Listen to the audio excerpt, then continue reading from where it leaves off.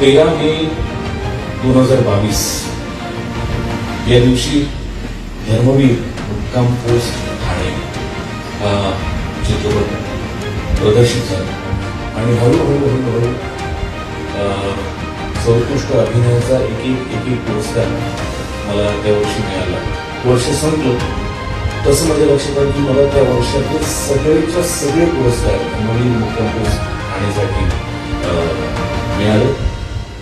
India book of records आणि global book of excellence England records या दोन्ही रेकॉर्ड्समध्ये मला या विश्वविक्रमाची नोंद झाली की मी असा एकमेव मराठीतला कलाकार आहे ज्यांनी एका वर्षातले जास्तीत जास्त जवळजवळ सगळेच पुरस्कार एकाच चित्रपटासाठी एका वर्षात पटकावले आणि या दोन विश्वविक्रमाची माझ्या नावावर नोंद झाली.